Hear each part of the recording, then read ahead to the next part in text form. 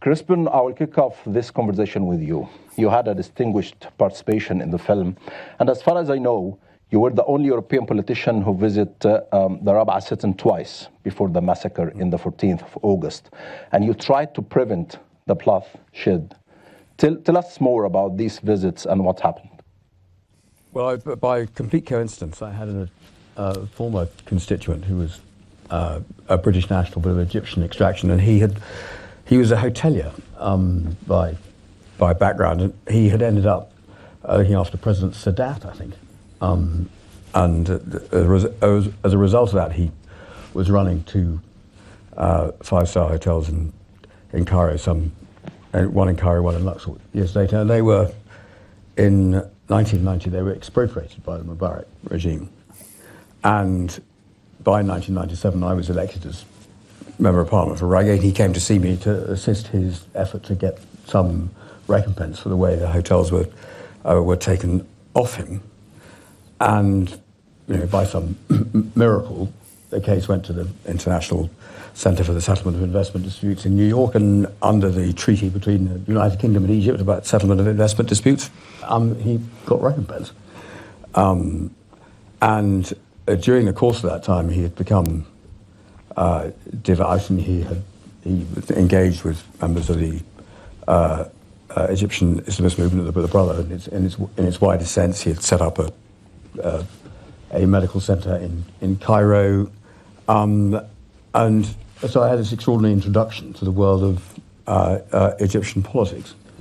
And at the beginning of July 2013, he came to see me. Actually, or he came to see me, but I was to try and get a visa for a family relative to give him a transplant. He needed to save his life. But it obviously gave me the opportunity then to go and visit, and I took the opportunity to go twice with him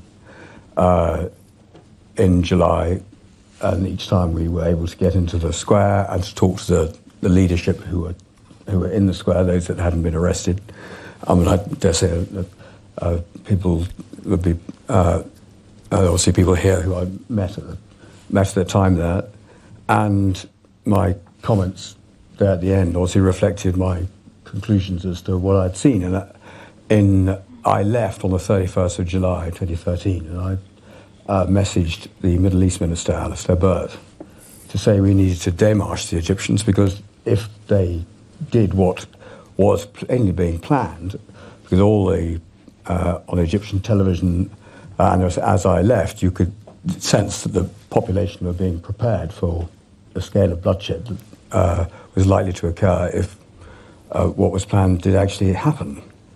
And at least then it appeared, it looked as though it was imminent on the 31st of July.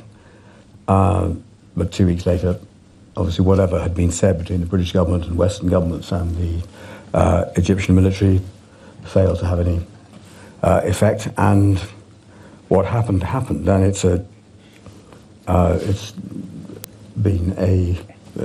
obviously a terrible outcome for the people who were there, and I think the film did huge credit to it.